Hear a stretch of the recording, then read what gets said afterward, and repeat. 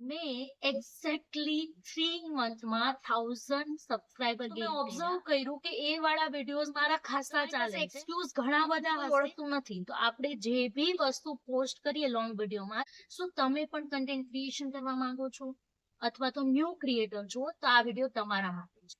મેં exactly 3 મંથમાં 1000 subscriber gain કર્યા, 0 to અને આજે 21 એપ્રિલ 2026 છે.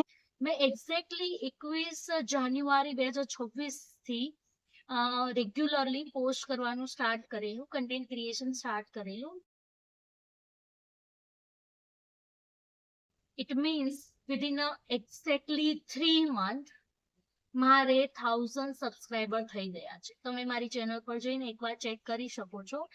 એક્ઝેક્ટલી અત્યારે 1000 હશે, મે બી 1 2 અપ ડાઉન હોઈ શકે છે.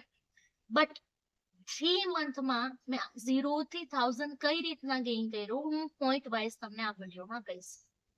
સ્ટાર્ટિંગ પહેલા તો આપણે એટલું વિચારીએ છીએ કે કન્ટેન્ટ ક્રિએશન કરવું ના કરવું, મારે બી કરવું છે, બટ લોકો શું વિચારશે એ બધું સાઈડમાં રાખી અને જો તમે વિચારતા હો કે મારે કન્ટેન્ટ ક્રિએશન કરવું છે, તો અત્યારે જ સ્ટાર્ટ કરે વિથ ધીસ મોમેન્ટ. કેમ કે જો તમે વિચારશો તો ડેઝ પાસ થતા જશે, વીક પાસ થતા જશે, મંથ પાસ થતા જશે.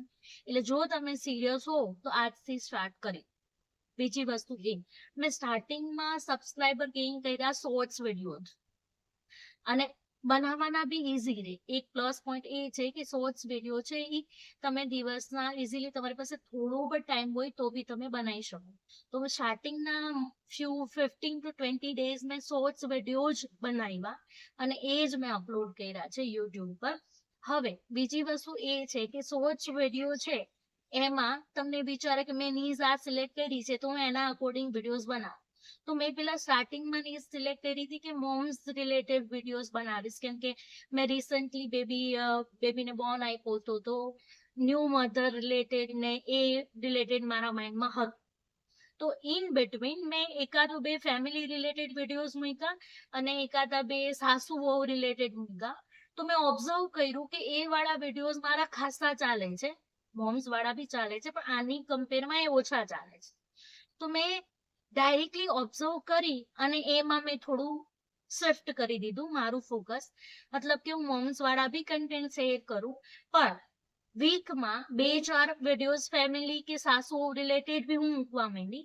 તો એનાથી મને એક પર્ટિક્યુલર વે મળી ગયો કે કેવું કન્ટેન્ટ લોકોને ગમે છે જોવાનું.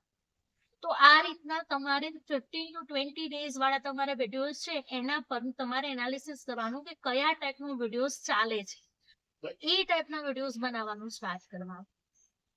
બીજો પોઈન્ટ એ છે કે મેં મોસ્ટલી ડેઈલી 9 થી 10 વાગ્યાની વચ્ચે શોર્ટ્સ વિડીયો અપલોડ કર્યા છે.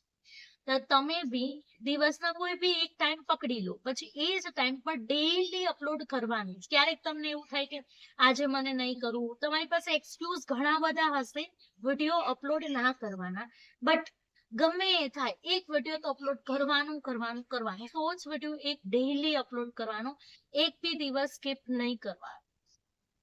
મેં એ જ રીતના 9 થી 10 ની વચ્ચે ડેઈલી એક શોર્ટ્સ વિડીયો તો મેં અપલોડ કર્યો છે આ 3 મંથ સુધી. પછી બીજી વસ્તુ એ કે તમે સ્ટાર્ટિંગના થોડા ડેઝ પછી રૂટીન થઈ જાય વિડીયો શૂટ કરવાનું, તો પછી તમે લોંગ વિડીયોઝ બી અપલોડ કરી શકો છો. કેમ કે સ્ટાર્ટિંગમાં બી તમે કરી શકો છો લોંગ વિડીયોઝ અપલોડ કરવાનું, બટ એવું બની શકે કે તમને થોડું ડિમોટિવેશન લાગે, કેમ કે શોર્ટ્સ વિડીયોમાં ઇઝીલી 500 to 1000 જેટલા વ્યૂઝ મળી શકે છે જો તમારું કન્ટેન્ટ સારું હશે તો.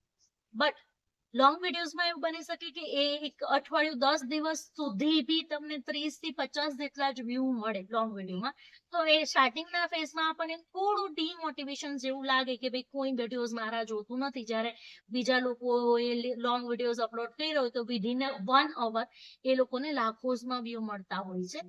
તો બની શકે કે આપણને કોઈ ઓળખતું નથી, તો આપણે જે બી વસ્તુ પોસ્ટ કરીએ લોંગ વિડીયોમાં તો એ જોવા વાળા લોકો બહુ ઓછા હોય.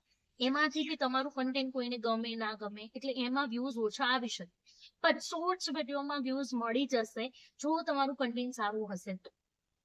બીજી વસ્તુ કન્ટેન્ટની વાત કરીએ તો જ્યારે કન્ટેન્ટ ક્રિએશન માટેના કોઈ આઈડિયા આવે તો તમે ફોકસ કરો કે કન્ટેન્ટ તમારું બેસ્ટ હોય.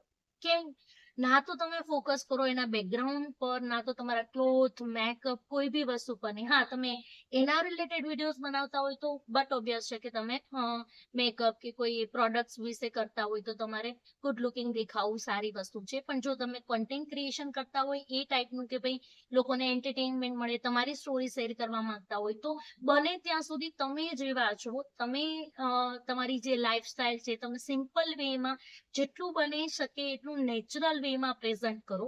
મેં એ વસ્તુ નોટિસ કરી છે પર્સનલી કે મેં કોઈ વિડીયોઝ કે શોર્ટ્સ વિડીયો માટે મેં મસ્ત રેડી થઈ હોય, લિપસ્ટિક કરી હોય, હેર બેર ઓપન રાખ્યા હોય તો એ વિડીયો મારો નહીં ચાલતો.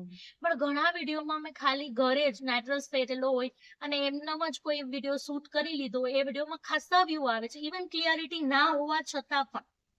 એટલે કદાચ સ્ટાર્ટિંગમાં તમારી પાસે કોઈ સારો ફોન નથી, હું બી અત્યારે OnePlus Nord જ વાપરું છું, એ બી મારો ફોન 6 years જૂનો છે.